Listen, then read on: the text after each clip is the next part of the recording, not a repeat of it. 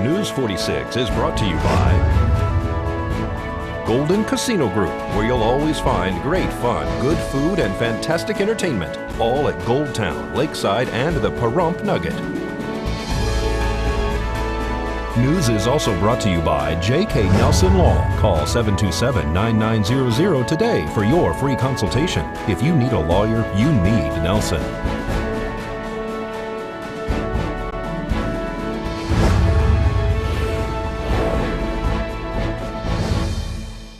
Tonight on News 46, a new update is released regarding a child's death. An accident victim's identity is revealed by authorities. News 46 starts now. You're watching KPVM News 46 with Zach Reinert and Eunette Gentry. Local coverage from Deanna O'Donnell.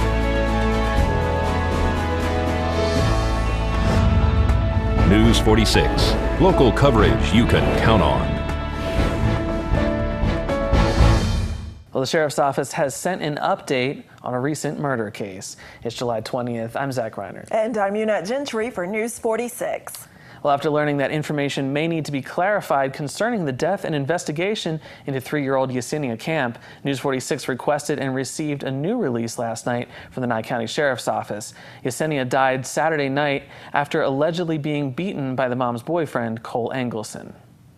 News 46 had requested an updated press release from the Nye County Sheriff's Office regarding the death of 3-year-old Yessenia Camp. After speaking with a police official, News 46 wished to address some concerns the public had regarding the case. Family members from the father's side had previously made statements to News 46 that 3-year-old Yessenia was raped. A local official and the Clark County Coroner's Office had confirmed with News 46 that a sexual assault was being looked into and testing in the form of a rape kit had been taken. We are pleased that the Sheriff's Office has answered the question about the alleged signs of possible sexual assault, stating in this press release that there is no evidence of rape. In previous reports made by News 46, any information given was obtained by an official press release given by the Nye County Sheriff's Office, the Clark County Coroner's Office, or by statements made by family members on the father's side. Police say in the press release just obtained by News 46 that an autopsy was conducted and the preliminary cause of death is blunt force trauma to the head, although the final evaluation and autopsy report won't be completed for several additional weeks. Numerous samples were taken from the body by the medical examiner during the autopsy and were submitted for analysis prior to the completion of the autopsy report. This process will take a month or longer. The following facts are provided to answer or clarify numerous public and media queries. During the autopsy, the medical examiner found absolutely no physical evidence that sexual assault had occurred. During the initial medical examination and during the autopsy, it was determined that bruises found on the child were recent, and at this point in the investigation, it is possible that they could have all been made during this incident. To date, there have been no probable cause found to believe that the mother of the child has committed any crime. The mother has been and remains completely cooperative with the law enforcement investigation. The mother has insisted from the onset of this case that she wants Cole Engelson prosecuted for what he did to her child and will assist law enforcement and the district attorney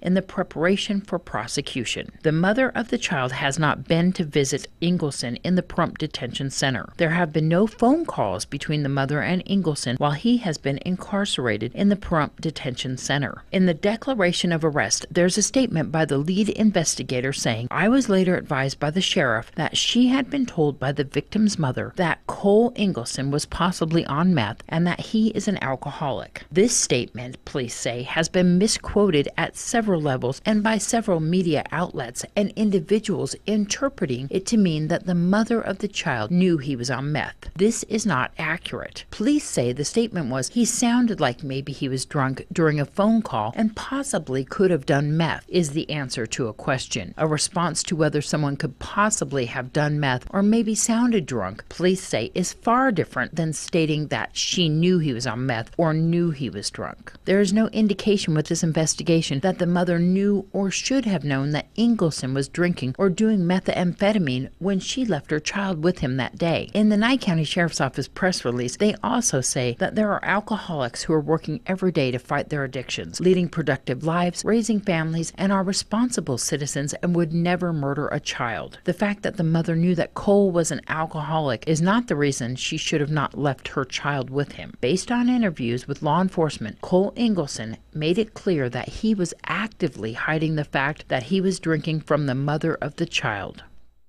And a candlelight vigil was held at Ian Deutsch Memorial Park Wednesday for Yessenia. The public outcry to mourn together and express love and support to the family of that little girl resulted in many coming together with prayers for that lost soul. Heavenly Father, we just want to lift this moment up to you. We just want to lift this time up to you as we have lit these candles. It's just a symbol of our mourning. We know that you call us to weep with those who weep, and so today we are mourning with those who mourn. The message I'd like to bring is that there's something that we can all do to help. If you are struggling with anger, if you're a hurt person that might hurt somebody, there is help available. There are no words to express the shock at the horrific act that took this little girl away, or the sorrow that we're all feeling at this time. All of these children, whatever we teach them, they're the seeds, they're going to grow, and they're going to represent us. And we're seeing that child abuse is becoming more and more prevalent. We're supposed to embrace those little faces. That's our future. That's our endeavor. That's our livelihood. That's our legacy. Community is awesome. When my niece passed, before she passed, this community came together for me with that. She didn't even live here, and they all came together. This is a hell of a community. It's a very loving, loving community. We all need to make this kind of stuff our business. As Romans 12:15 says, it says, "Rejoice with those who rejoice and weep with those who weep." And today we really enter into that moment of weeping. And the sympathy, it is a very important virtue, but there's a little bit of danger there because it means that we have to enter into the darkness that sorrow brings. And when it comes to Yessenia's death, it is truly sorrow that I feel, and I notice it is sorrow that many of you feel as well. Well, the identity has been released for a long-time truck driver and local resident who was tragically killed in a motor vehicle accident on Wednesday. The Clark County coroner has released the name and cause of death for yesterday's fatal accident, which occurred on Bell Vista near Ash Meadows. The Bedrock Supply dump truck was located by a Nye County employee approximately 6:30 in the morning.